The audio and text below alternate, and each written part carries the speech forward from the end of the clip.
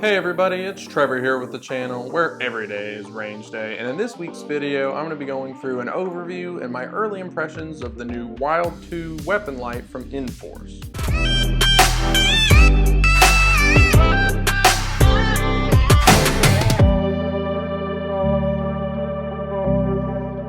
Now just a disclaimer, Inforce didn't send this to me, I purchased it with my own money, and I'm planning on using the Wild2 here as my EDC weapon light for the near future. And in this video I wanted to go through an overview of some of the general specifications of the light, kind of what drew me to it, and then we'll take a closer look at it so you can get a good idea of what to expect if you decide to pick one up too. Now the Inforce Wild2 is considered a full-size weapon light, and you can see on the Glock 19 here that it does protrude past the end of the weapon about an inch or so. Of course we're clear. There are some advantages and disadvantages to carrying a larger light that I can get into in a little bit, but there are a couple things I liked about having a larger light on my EDC gun. One, it's a stronger light, you get more lumens and more candela, which we'll also touch on in a minute. Plus I just kind of like the way it looks, just a little bit of protrusion out the bottom. I'm just a fan of that aesthetic. Leading more into the light itself, again, it is a full-size weapon light in the 1000 lumen class, similar to like a Surefire X300 or a Streamlight TLR1. I would consider those to be the Wild2's most direct competitors, but any 1000 lumen type weapon light will be somewhat comparable to the Wild2 here. But in addition to the 1000 lumens, which is a rather common specification for full-size weapon lights, is the Wild2's candela. The Wild2 comes in at right about 26,000 candela, which is more of an intensity of the light rather than brightness.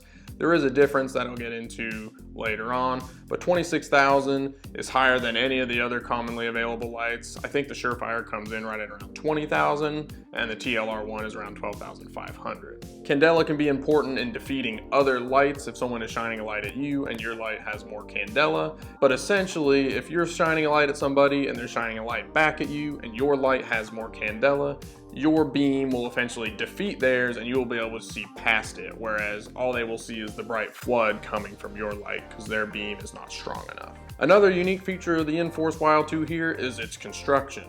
Unlike a lot of the other lights on the market that involve polymer to some degree or another, the Inforce Wild2 is all metal in its design. The housing is 100% 6061 T6 aluminum, and it is the mil-spec hard anodized finished. It looks pretty good. I'm a fan of the geometric design on there that we'll take a closer look at in a minute.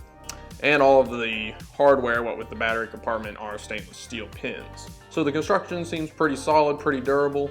I haven't put it through a ton of torture testing yet, I just got it this week. But the all metal housing does give me confidence in the light's durability. Apart from its construction and technical design, it does have the typical lighting features that most other weapon lights on the market have. It's operated by two paddles, one on either side, and it features the normal click and hold for momentary. Just a click and it'll stay constant on, and if it's your thing you can turn on the strobe effect with 2 clicks.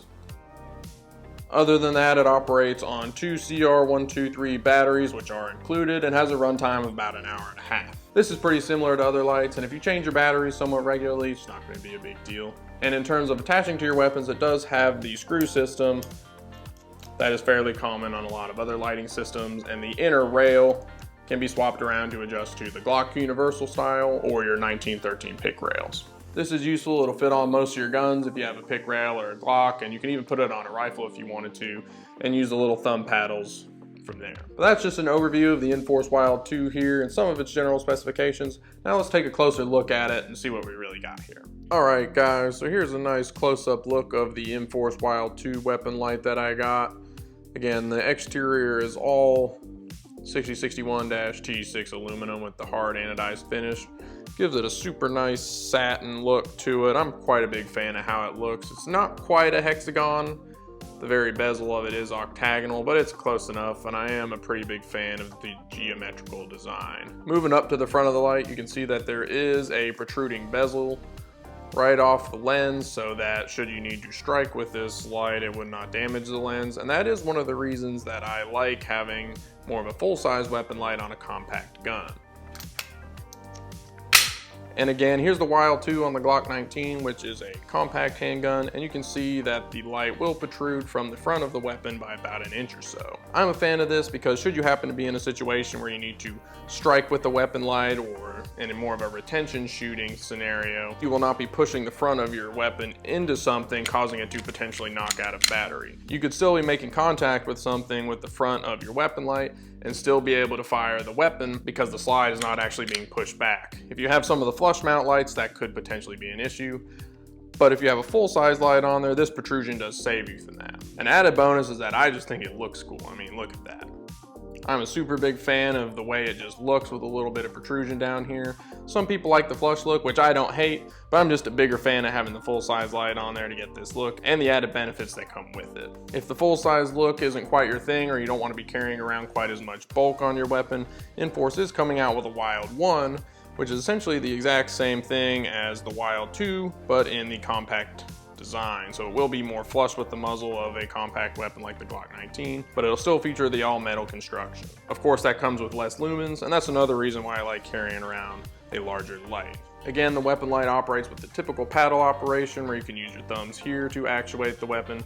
If your hands are big enough, I've seen where people can wrap their support hand around and actuate the offside paddles like this. My hands aren't quite big enough, but I find that the top of the paddle right here, this sort of little notch, provides a super good ledge for actuating the switches, which have a nice serrated texture, and it almost mimics the gas pedal type element of your grip here, where you normally push on this little portion of the frame, your thumb just a little bit lower to get to that light.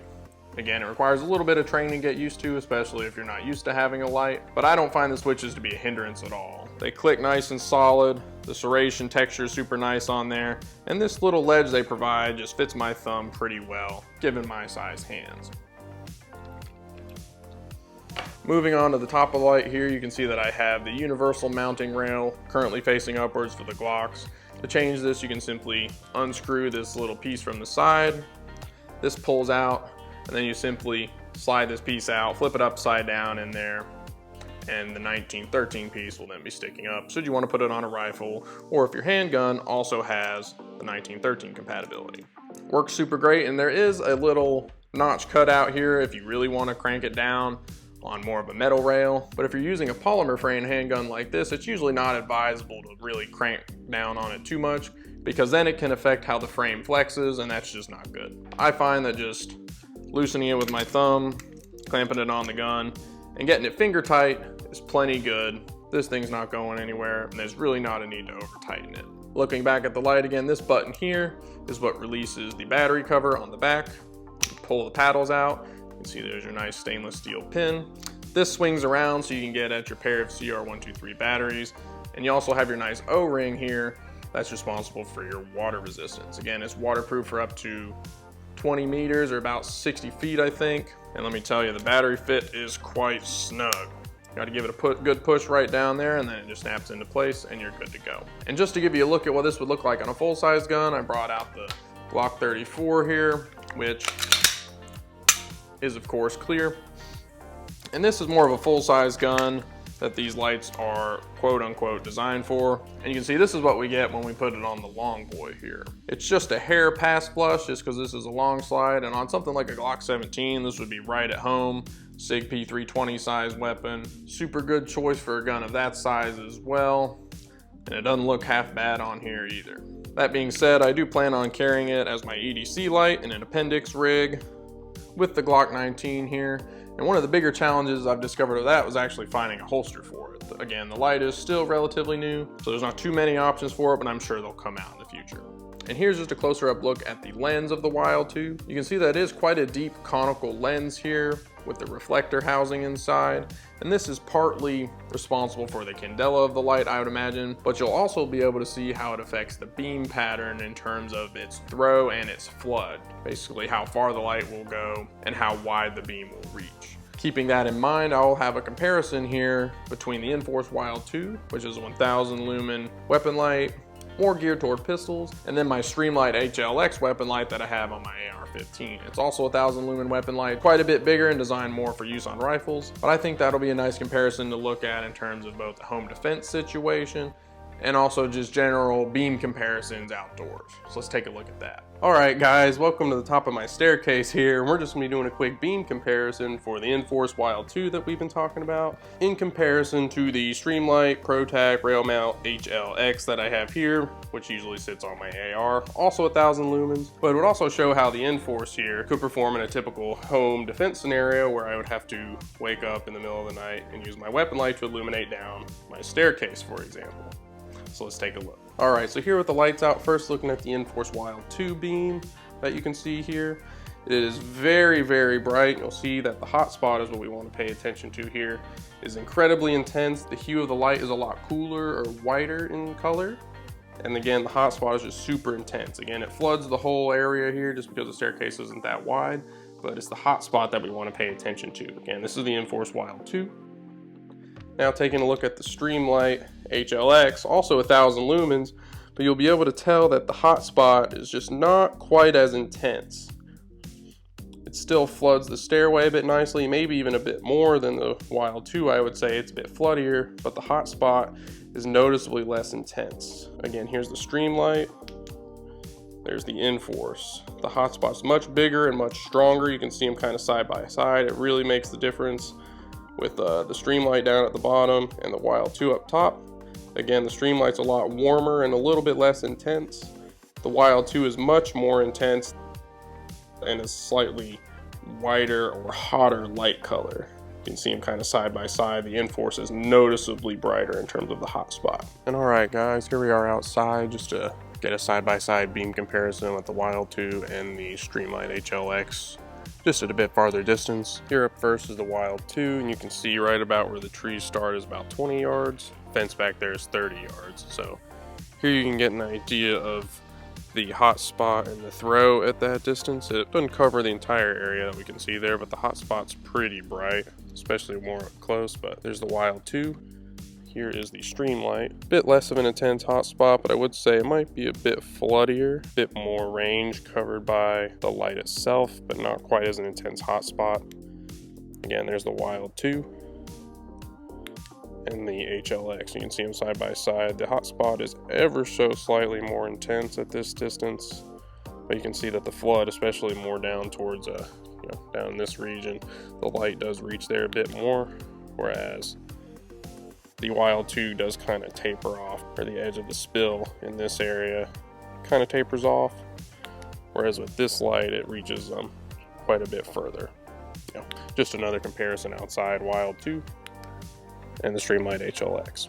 Well, that looks like it's going to be it for the video today, guys, on the relatively new Wild 2 weapon light from Inforce. This is a nice 1000 lumen class full-size weapon light, and I'm planning on using it as my EDC light on my Glock 19 here. Overall, my early impressions of the Wild 2 weapon light are very positive. Its full metal construction gives me confidence in its durability, and the technical specifications of the light coming in at 1000 lumens and a whopping 26,000 candela give me confidence that it will be able to perform well as a weapon light also. If you liked the video, feel free to leave a like down below.